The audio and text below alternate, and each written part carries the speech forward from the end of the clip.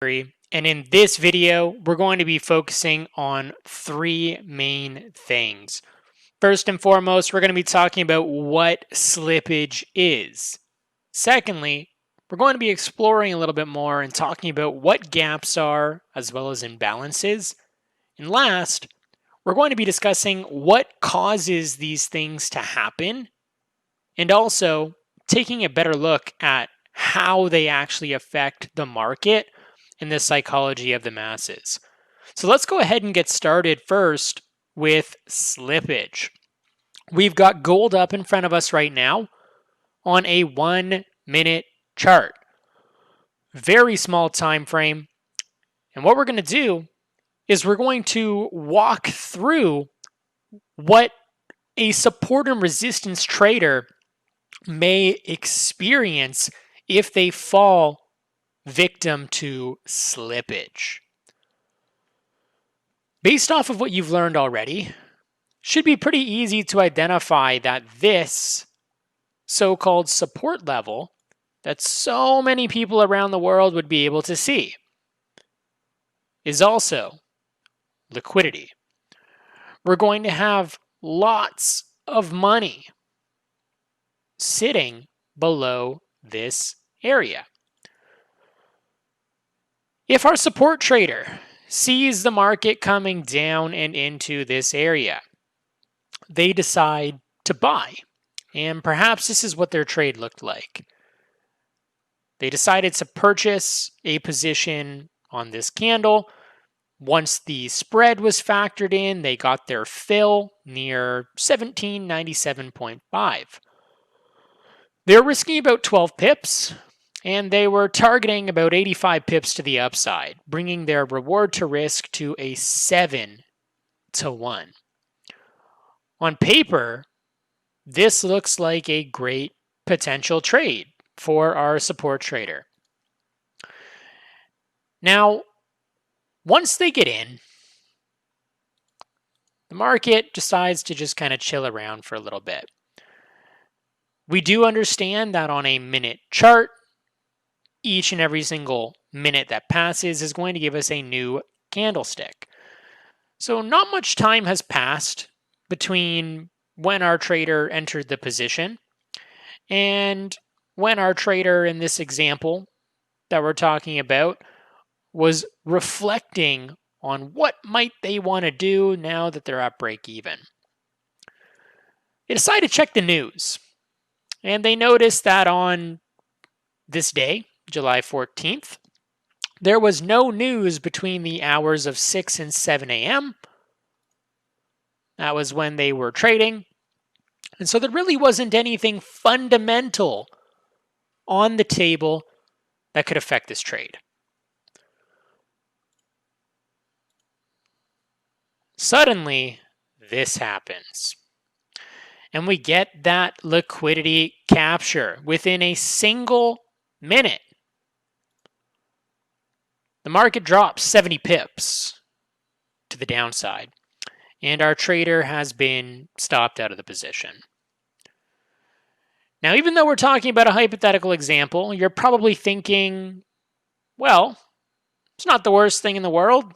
They only had a 12 pip stop loss. They would have been protected and taken out of the market. What I'm here to show you today is that slippage does not guarantee that you will actually get out wherever it is that you're setting your stop loss or your take profit. This is an example of an actual trade. And as we can see, the day, 0714, the time lines up with this position. And we can see that even though the original stop loss was 1796.30, right where I have this red line at the end of this box that we are using for our hypothetical reward to risk plan, we can see that the price that the trade was exited was at 1790.52. So right down here near this purple line. If we were to measure the difference between the planned stop loss and where the trade was actually exited, that was 57 additional pips to the downside. Stuff like this can happen whether there is news or not. Imagine for a moment that this was you that was taking this position. You had originally planned for a 1% risk, only to experience slippage in a move like this, and suddenly, rather than risking only 1%, you suffered a 10% loss or more. I want you to realize that when you are participating in the markets with real money, you are going to be up against stuff like slippage. Not only can you lose the money that is in your account balance, you can actually go negative. And if you experience a negative account balance, your platform would look something like this, and you will actually owe your broker money before you can resume trading in the markets. Slippage is something to be aware of, but it is not something to be scared of. With proper risk planning and awareness, you can take the steps that you need to in order to minimize the possibility of experiencing these types of losses. Now, it's definitely not guaranteed that in your entire experience being a market participant that you'll never run into some sort of slippage or market gapping. This type of move, even though it slipped, it created an imbalance in the markets. Slippage generally happens because there is either a large amount of volume entering the market all at the same time, or there is very thin levels of liquidity. And we can see by going and taking a look at something like GBP AUD that manipulated moves like this, if you take a look at what I've circled here in the wick, we can measure from the open of that candlestick to the high on the wick. That is about a 2,200 pip movement. When we go and we look at a different chart, like the FXCM, that wick does not exist.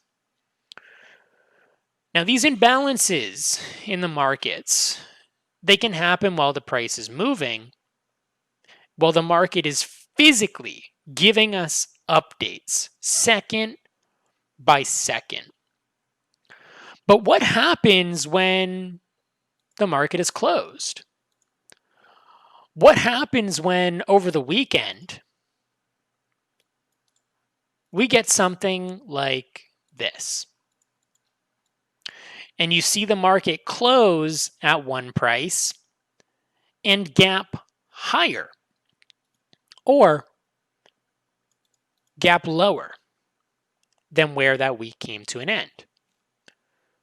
What I want you to understand is that even though the markets seem to have specific hours that they move, in Forex, that's from 5 p.m. Eastern on Sunday to 5 p.m. Eastern on Friday. For that duration of time, we can see updates in real time about what is happening with the price. However, over the weekend, even though the market seems like there's nothing going on, money is still moving, and that is one of the main causes of these gaps that occur over the weekend. Now, the gaps can be a lot easier to see when they're nice and big like this. The imbalances that exist within the actual candlesticks, for instance, instead, may look more like this, where you have the market moving very quickly in a single direction without slow and steady price action. Either way, just like we were talking about with slippage, gaps work in pretty much the same way. Gaps are caused by large amounts of money flooding into the market all at once. Gaps can also be caused by low levels of liquidity and thin order books that do not give people the ability to get their entire position filled at one price. In another video, I showed you a clip of what happens when there is a large market imbalance and lots of money enters the market all at the same moment. In case you haven't seen it, I'm going to take the opportunity now to show it to you once again.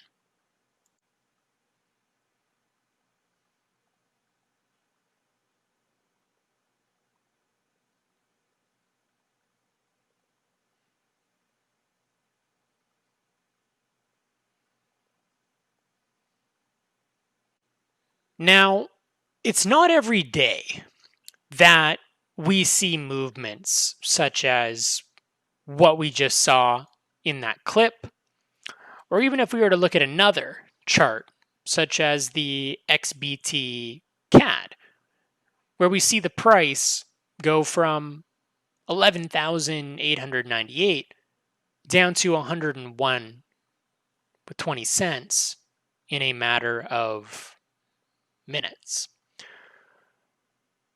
However, when these large gaps and imbalances exist in the markets, especially if they're visible, such as ones like we were looking at on the euro the other minute, whether it's this one, whether it's that one, whether it's the one we were looking at on the weekly chart, these areas are magnetic. And we can see exactly what type of reactions we get when the market trades to and eventually away from these areas. They are highly sensitive. So anytime that you see a gap, whether the imbalance has been traded to or traded through, remember this. If in the past a specific price level or region was able to generate enough market participation to move with such force that it caused a physical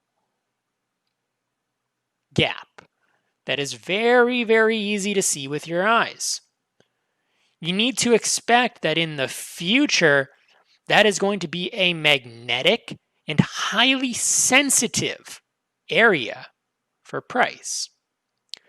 If the imbalance is a little bit more difficult to see with your two eyes, realize that within the candlesticks, where you can visibly see fast movements with mostly body and very little wick, you can still identify those imbalances with the expectation that eventually they're going to be filled in.